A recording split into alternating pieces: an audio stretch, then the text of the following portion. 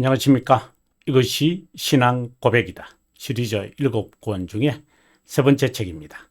하이델베르크 교리 문답서 제 25주일의 일반 성례. 오늘은 제 67문. 본래 25주일 여기에 65부터 시작을 해서 68문까지 있게 되어지는데 오늘은 67문에 그 첫 번째 시간입니다. 566페이지. 어떤 책인지 아시죠? 예. 그러면 저와 함께 566페이지로 가겠습니다. 566페이지로 왔습니다. 예, 일반 성례에 관하여 우리가 지금 살피고 있는데, 저는 여기서 여러분에게 좀 여담이기도 하지만 좀 예외적인 거 하나 말씀을 드리고 싶은 것은, 제가 이 동영상 강의를 하면서 제가 쓴 책인데도 제가 이것을 읽으면서 또 지금 연구하면서 또 배우면서 또 새로운 것보다는 좀 더 깊게 넓게 구체적으로 내가 연구한 것을 여러분에게 이 동영상 강의를 하면서 또 제가 더하곤 합니다. 그래서 또 세월이 지나고 나면 우리가 알페서 벨지카 신앙 고백서라든가 돌트레이트 법규, 그리고 하이델베르그, 그리고 웨스트민스터 신앙 고백서, 웨스트민스터 대교리 문답서, 웨스트민스터 소교리 문답서 주석을 제가 했지만, 또 제가 기회가 되면 또다시 이제 업데이트를 해서 이것은 저 자신을 위한 것이고, 그리고 독자들을 또한 염두에 두어서 저 자신도 발전해야 되고, 그리고 저 발전한다는 것이 달라진다는 개념이 아니라 더해지고 더 깊고 더 넓게 더 높게 더 오래라고 하는 것을 이제 해서 만약에 지난 강좌 동영상 강좌가 없어지면 교수님이 또 새로운 또 저 더 폭넓고 깊은 것을 연구해서 말하는구나, 이렇게 여러분들께서 이해해 주시면 좋겠다는 생각을 가져봅니다. 자, 그러면 67문 질문을 한번 읽어보도록 하겠습니다. 그러면 말씀과 성례, 참된 교회의 표지가 되겠죠. 우리 구원의 유일한 근거로서 십자가상에서의 예수 그리스도의 희생 제물로 우리 믿음을 이끌기 위해 제정되고 정해졌나.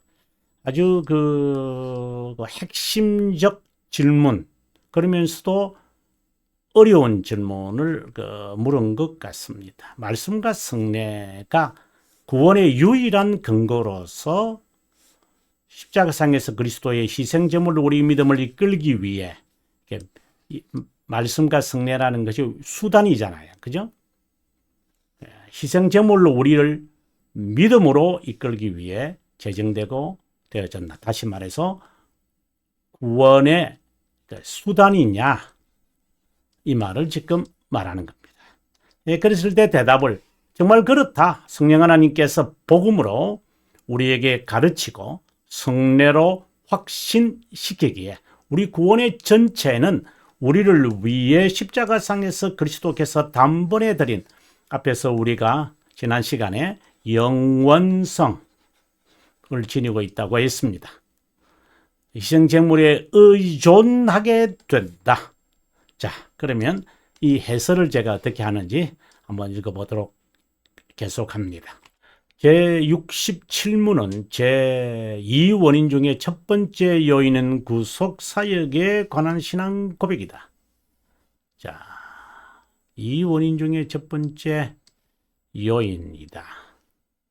이것은 칼빈 선생이 말하는 요한복음 3장 16절의 내용에서 나오는, 그것을 우리가 돌터레이터 법규 1장 2항의 주석을 제가 하면서 이것을 제가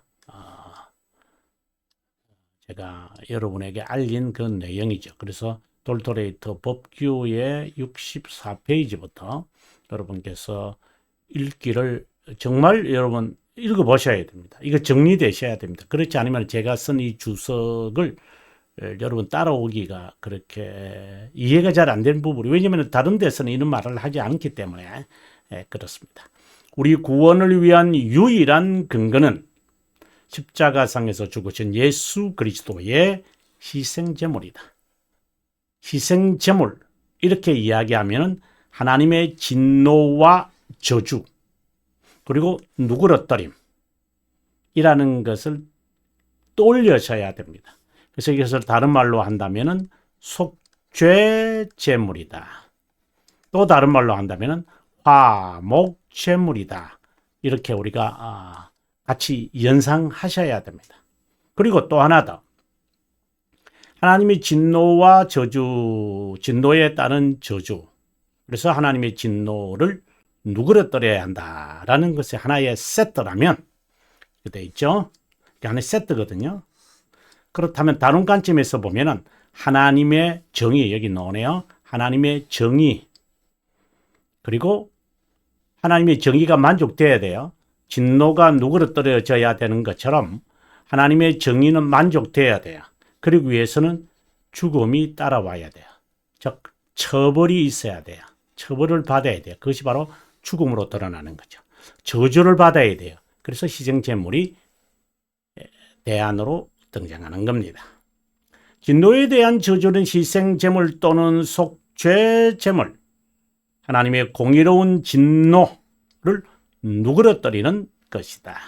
이제 이런 내용을 좀 더 정확하게 여러분 자세하게 아시려면은 지금 우리가 공부하는 하이델베르크 37문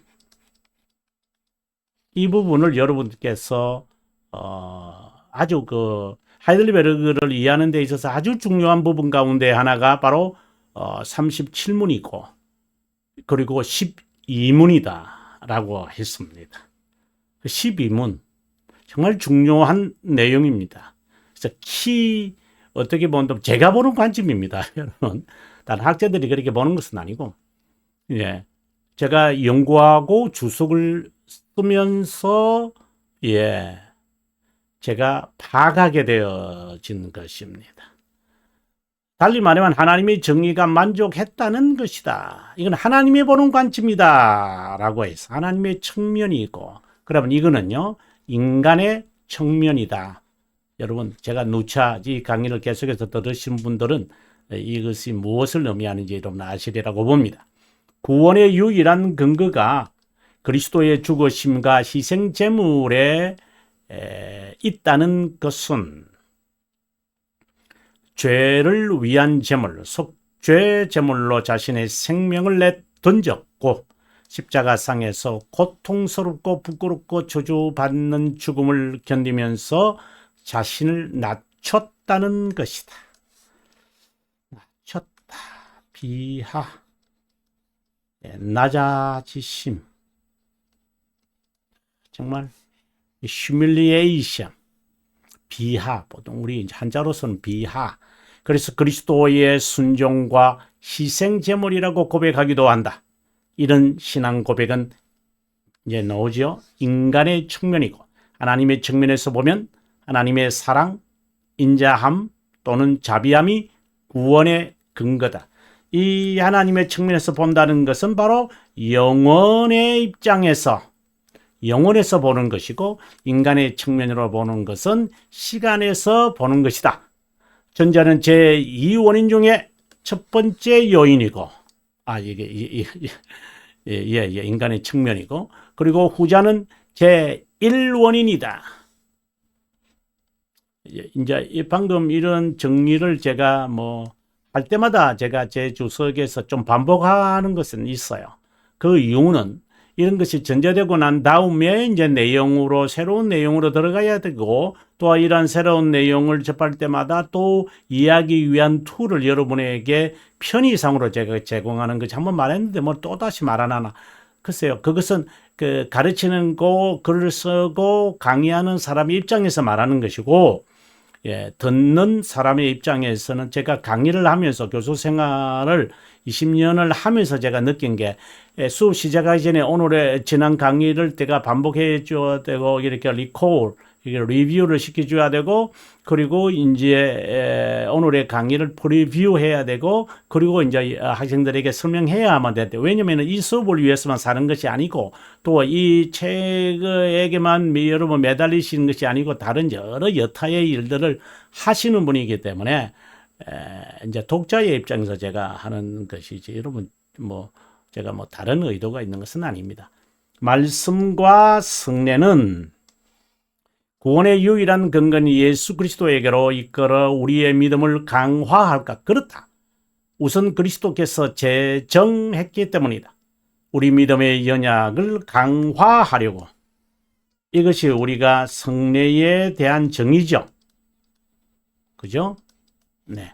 가시적인 상징으로 또는 다른 말로 한다면 외적 상징으로 성례를 통해 제4함이 그리스도의 죽으심에 근거하고 있다. 이 죽으심이라는 이 말이 이제 자연스럽게 나오는 것이 방금도 말했습니다만은 하나님의 측면에서 보게 될 때에 하나님의 정의가 만족돼야 되잖아요. 만족이 되려면 처벌을 받아야 돼요. 그 처벌이 바로 죽으심입니다. 이 관점을 가지고 제가 이 표현을 이제 쓰는 겁니다. 성례는 근거가 아니라, 제가 제안을 둡니다. 그리스도에게로 이끄는 통로, 매개체, 일시적이기에 잠시 머물러 기력을 회복하는 초콜릿. 엘리야가 바알과 아세라 제사장 850명을 죽인 후에 이세벨의 위협을 받자 자기의 생명을 위해 도망했다. 앞뒤가 안 맞는 이야기죠. 하지만 인간의 연약함을 그대로 노출하고 있습니다. 베르사바까지 이르렀고 로뎀나무 아래에 앉아 도망을 친 겁니다. 죽기를 청했다. 왜? 너무 공포스러우니까. 850명을 죽였다고 생각을 해보십시오, 여러분. 뭐 어떤 이유에서든지 간에 인권을 유린했다든가 학살을 한 것이니까 그 가족이라든가 또한 그들을 위해 주위에 있는 여러 사람들 아마 엘리야를 검색하여 엘리야를 그냥 능지처참하려고 하지 않았을까요? 특별히 이세벨. 이때 천사가 준 숯불에 구운 떡과 한 병 물을 마시고 40일을 가서 호렙산에 있는 굴에 들어가 머물자 하나님이 엘리야야 내가 왜 여기에 있느냐라고 물으셨다. 또 하나님 앞에 여호와 앞에서 산에 서자 하나님이 다시 엘리야에게 내가 어찌하여 여기 있느냐 하셨다. 40일간 빵과 물 등은 모두 일반 성례이다. 자, 이 말을 제가 하고 싶은 겁니다. 여호와 앞에서 그분의 말씀을 듣기 위함이다. 기력이 회복되어져야 하나님의 말씀을 들을 수 있는 것이 아닌가. 말씀과 성례는 이와 같은 것이다. 시리와 좌절에 빠질 때 격려하고 디디고 일어서게 하여 다시금 걷게 하는 것이 바로 일반 성례다. 그래서 근거라고 하는 말을 하면 안 되죠. 우리가 이거는 한계를 분명히 정하고 가야만 합니다. 우리의 구원의 근거는 십자가상에서 자신을 단번에 드린 희생제물에 의존한다. 로만 카톨릭은 이것을 부인한다. 말씀과 성례는 이것으로 우리 믿음을 이끌고 참된 교회의 두 표지, 사역자와 목회자에 의해 실행된다. 말씀과 성례의 관계는 이와 같다. 여러분, 제가, 이 부분에서 조금 제가 하나 첨가하고 들어가겠습니다. 이 말씀과 성례.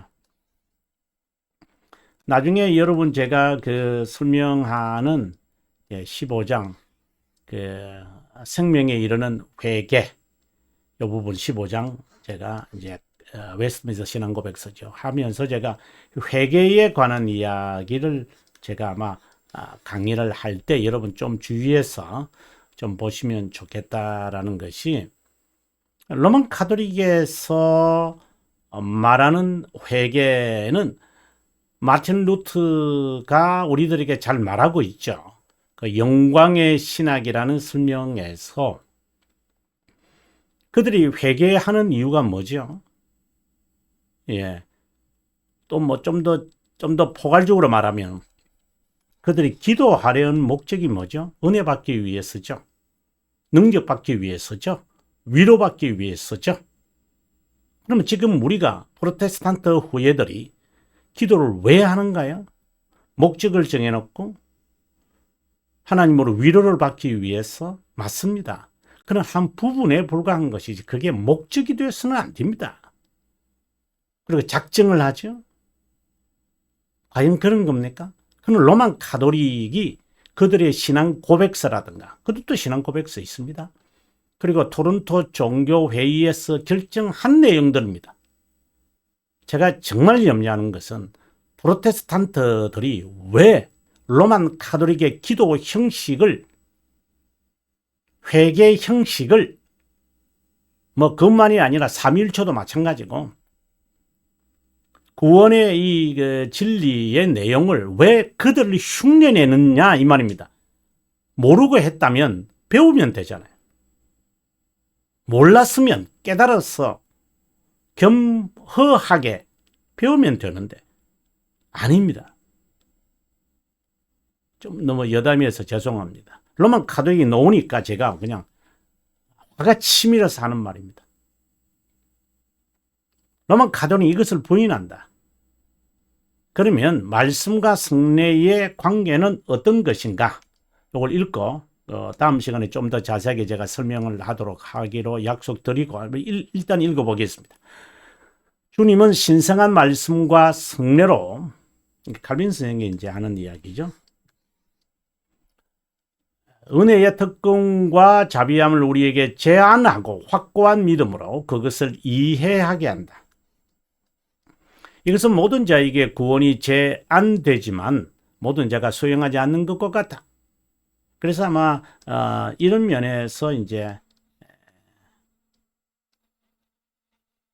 hypothetical universalism, 가정적 만인 구원설, 이 만인 구원설이라 그러죠. 이거는 가정적, 그러니까 없다라는 말이죠. 가상적인 것을 말하죠. 이제 그 입장이다라고 보시면 됩니다. 우리 돌토레이터 법규의 2장의 내용도 사실상 hypothetical universalism의 입장이죠. 그래서 제한 속죄라는 단어를 우리가 붙이는 거죠. 성례의 말씀의 효력은 말해지기 때문이 아니라 믿어지기에 일어난다. 참 칼빈 선생이 명료하게 밝히고 있다고 봅니다. 주님은 말씀으로 우리에게 가르치고 성례로 우리에게 화근하고 내용이 좋습니다. 여러분 다음 시간에 이걸 한 번 더 읽고 제가 강의로 들어갔으면 좋겠습니다. 페이지가 567페이지네요. 여러분 다음 시간에 여러분 567페이지 오늘 한 번 더 읽고 공부하도록 하겠습니다. 긴 시간 동안 함께 주셔서 고맙고요. 여러분 더 연구해서 여러분에게 개혁 신앙에 철두철미하게 신앙생활을 할 수 있기를 바라며 다음 시간에 뵙겠습니다. 평안하십시오.